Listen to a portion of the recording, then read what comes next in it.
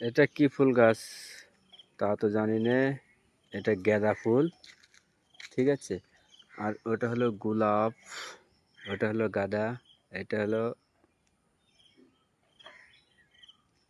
আপনাদের খালি দেখাবো আজকে এই এরিয়াটুক সব ভেঙে দেবো। এই ফুল গাছগুলো সব মারা পড়ে যাবে আজকে। কি হবে কিছু বলা যাচ্ছে না, পুরো সব ক্লিন হবে।